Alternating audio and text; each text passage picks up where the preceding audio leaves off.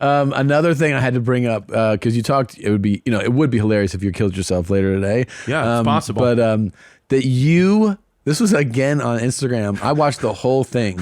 You talked about you witnessed an attempted suey wooey off of like two guys. This is real. Dude, the suey wooey, which is what we call suicide. We make it fun in my house. Dude. Dude. Was this in your building? This was in my friend's building. So I had two friends, Frank and Johnny. Frank's a great comic back home. And listen, gay guys, they have a good time. Yeah. Everybody knows, like, gay guys, they have fun. They're doing meth. They do like that thing. Like the gay guys, if you go out with a group of gay guys, it's a good time. They really hit it hard, and it really is like a beautiful thing, right? Bert and I one time went out when this is like more than 12 years ago.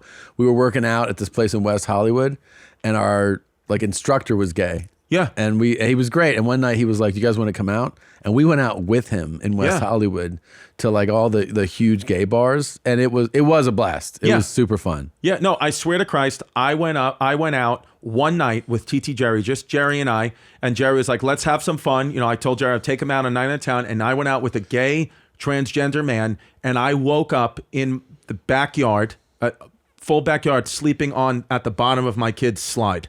I had no idea how I got there. I just woke up because we just went crazy, and he's probably spiked my drink and whatever it is. We had a good time. But let me tell you about Frank and Johnny. Okay, real story. I put it out there, and what I'm about to tell you is true. This is true. This is not fabricated for the stage. I sat there and I witnessed it, and I swear to God, I was like, did I die? Am I on ayahuasca? What just happened? So we're. After shows, it's 2:00 in the morning. It's New York City.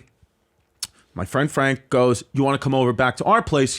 Keep drinking, whatever." This was at a time when me and Jasmine were co-parenting, so we weren't together at that time. So I didn't have to be home. My daughter just had one kid at that time, was with her mom. I was just going to go back and sit and jerk off in my apartment anyway. Yeah. So I was like, I might as well go hang out with these gay guys. Yeah. So, and get jerked off.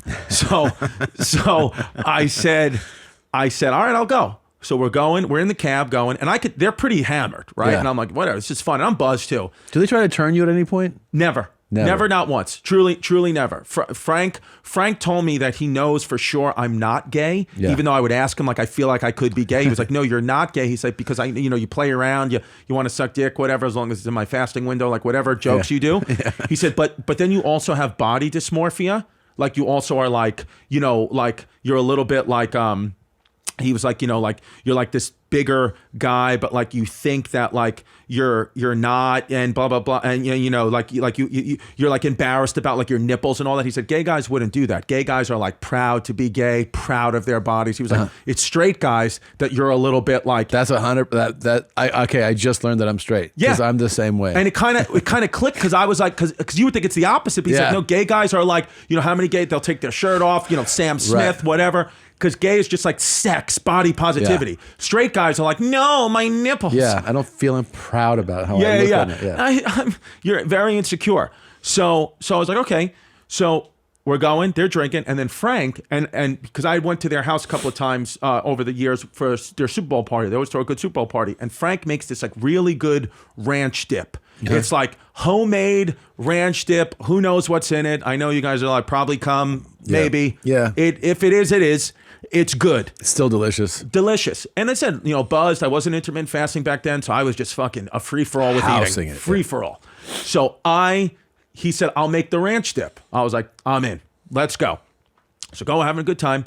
And Frank and Johnny were arguing a little bit. They were just there a little bit like... Is Johnny out with you to begin or just when you get home? Johnny's with us the whole time. Okay. Johnny's Frank's partner, but he's not a comic. And Johnny is more flamboyantly gay. You're right. Like Johnny is like 100% like Nadav gay. Yeah. Like gay. Like gay. You know it as soon as you see it. You were like, that guy's got cum dripping out of his ass. yeah. So a high level gay. You just sent him back to the fucking tables. You just threw down a couple of... Where Frank... You would never know Frank was gay. Like Frank is like no clue. Like he's like, oh shit, you're gay. I've no idea until we were friends for like 2-3 years, and he's like, oh, this is my partner Johnny. I was like, What? Your business What partner? the hell? Yeah, like I thought, I didn't know you guys were, that's why you would always like fucking rub my leg on the road and shit. Like just slowly massage my balls. I thought it was because we were boys and you said you were like into, healing. So so we get to their apartment. By the way, beautiful apartment they have. They always have the best decor. Beautiful decor, but then his partner does very well, like, restaurateur kind of guy, very well, good stuff, and beautiful layout, gorgeous, like you said, great pillows. Gay's always good with pillows. And so we go, Frank starts making the dip, having a good time, and like Johnny's like, again, he's just mad. He's like, whatever, Frank, like you hear shit like that in the kitchen. I'm like, oh, okay, drama. So Frank brings out the dip, and I mean, this is like a hell of a batch. Like he had, toasted warm pita, the ranch dip. He gave me like a Bud Light seltzer. And you've been drinking already. I've been drinking already. So we're eating this dip, and it's so good. It's like warm. The bread's warm. I'm like, this is literally heaven. Like, give me your cock. Put it in my mouth. I want it in my mouth for the rest of the night. Like I'm ready to go. Yeah. And so it was awesome. And then the arguing picks up a bit. Because again, it's just like, imagine like, you're drunk with your wife. Like you start and there's it's the same shit. But now it's two guys. Yeah. So it's like, it gets, the octane goes up in a gay fight very quickly. I did not know that. Yeah. Because it's two men fighting at the end of the day. Big egos, all that. So Johnny says to Frank, they're mumbling shit. And then Johnny out of nowhere, says to Frank, Johnny goes, I know you're cheating on me, motherfucker. Like that, motherfucker. And then Frank's like, shut up, Johnny. No, I'm not. He goes, I have the proof. I know you're cheating on me, motherfucker. I have the proof. He's like, sing it. I was like, oh my God. I was like, listen. And you're just watching this? I'm just watching this. And I'm saying to myself, I've been in a relationship with a Puerto Rican girl for close to 10 years. They have the proof. So if they're saying you need to cop to it now, that the only way is to say I fucked up. I fucked up. I was in Tuscaloosa. There was nothing to do, and I ate some farmer's ass. I'm sorry. So it happens. Just own up to it. They'll go to bed, and if you keep lying, this is where it gets bad. Yeah. And then Frank goes, "No, I didn't." And Johnny goes, "I have the text. Do you want me to read them?" And then Frank, I guess, makes this split decision to say, I'm caught. I'm fully caught. Chris is here. Yeah. There's no way out of this unless I just drop a nuke. Yeah. And I guess that's what his split second decision was. And again, what am I going to do? Keep in mind, we're on the 38th floor of a beautiful, like, luxury Manhattan building. They have the door open, the balcony out there, Sure. Beautiful. Options are cop to it or drop a bomb. That's it. That's the only options right here. So Frank decides, option 2, I'll drop a bomb. And Frank says to him, I swear to God, I'm like watching this. I'm eating the ranch. Like, I'm sucking it off the pita. It was great. Dude, I literally was amazing. So Frank says, you know what, Johnny? I am cheating on you. And guess what? I also gave you AIDS. So that was the first time all night that I stopped eating. Because I said, whoa, hold on, wait a second. I did not know that anybody here had AIDS. Right. Supportive of whatever you guys need from me. I want to just, Frank, did you wash your hands before you started making this dip? Because you've been slicing up limes.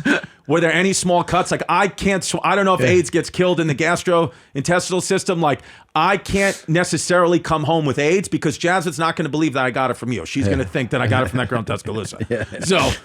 So he goes, so I'm like stunned, right? The whole thing changes. Now, obviously, that's a moment. It's 3:00 in the morning.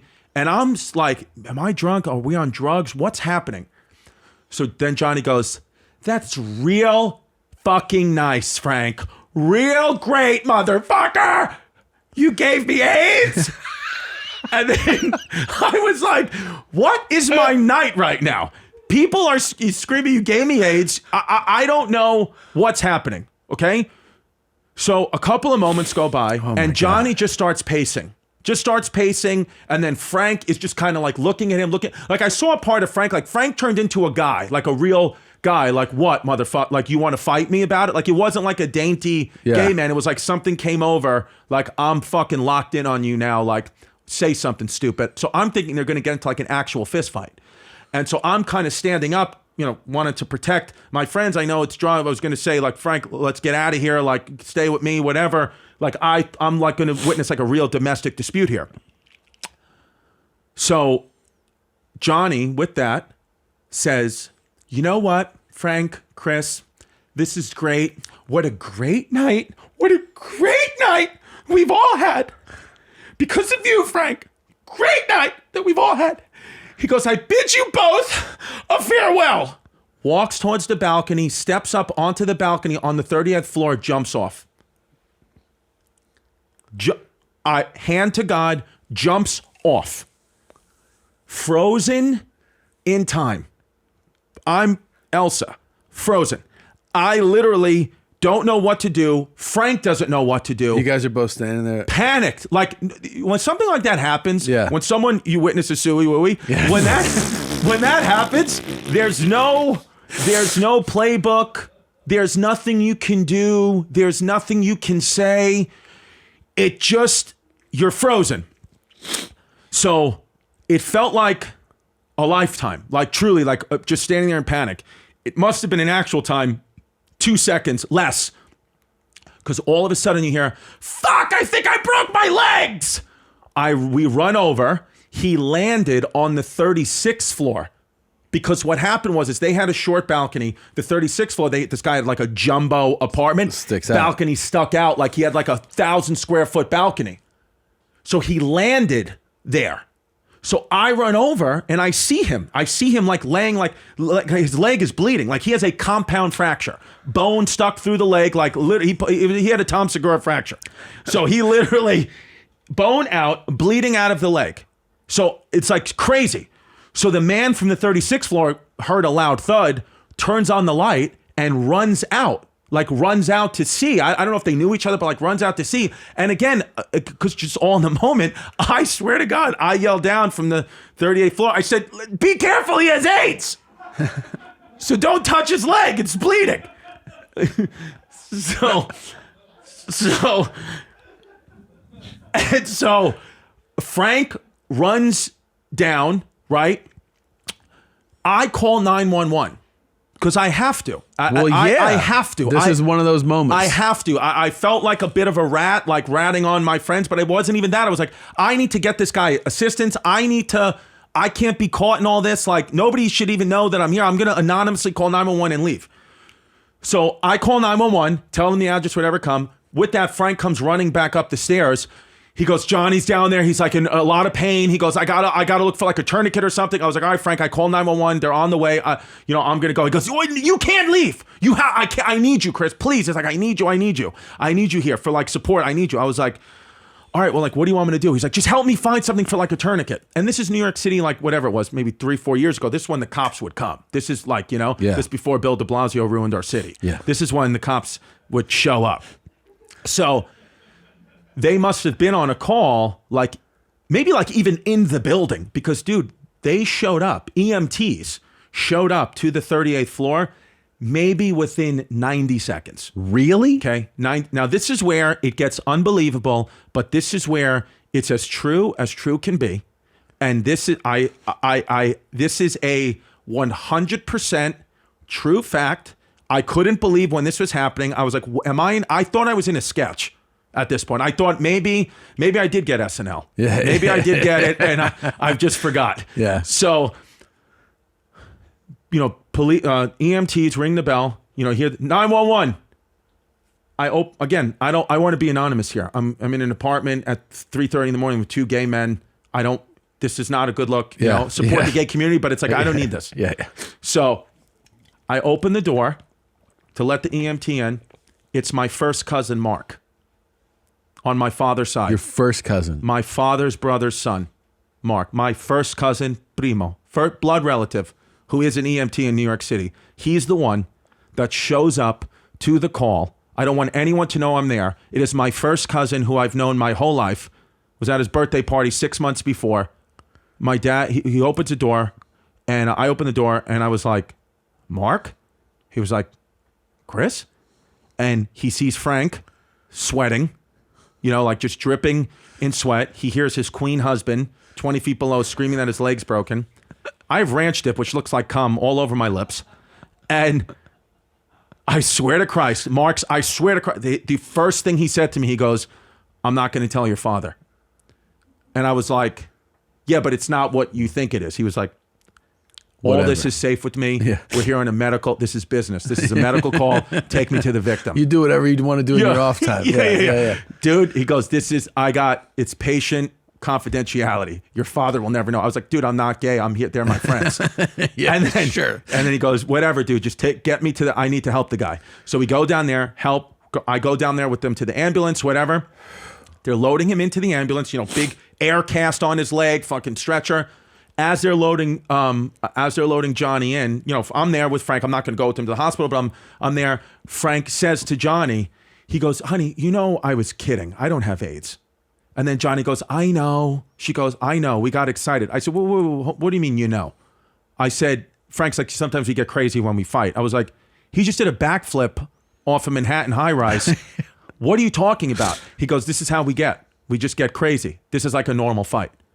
So then I find out that he's, for fun, jumped from the 38th to the 36th floor multiple times. What? Some are, like, they've done that. They do meth.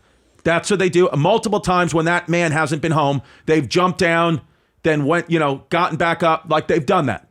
I bid you both farewell. I bid you both a farewell. So he knew that. I did not know that, but he knew.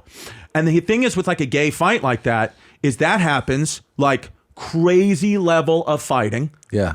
They were in Turks and Caicos a week later, rehabbing his leg.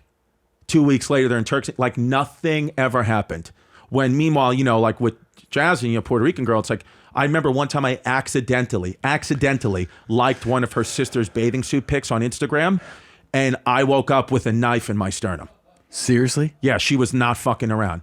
You had scrolled and hit it? Yeah, I hit it. It was a full accident. You ever scroll and hit follow and go, I don't want to follow, and then hit unfollow? Yeah, and then it looks even worse. Wait, and then the person, I've had a person notice. Yeah. They go, did you just follow me and unfollow me? And yeah. I'm like, yeah, I was just a thumb thing. I didn't really want to follow you. I didn't really. Yeah, I have. And so that literally, that story, because people, I've told that on stage. I think I put it in a special or online or something. And I put it on my album, Chrissy New York Comedy Club, which is out now. And oh my God. And people like that didn't happen. And I'm telling you, Tom, it happened. It's one of the craziest stories. Mark, all up to Mark, it happened. Bert and Tom and Bert. One goes topless while the other wears a shirt. Tom tells stories and Bert's the machine. There's not a chance in hell that they'll keep it clean. Here's what we call two bears, one cave.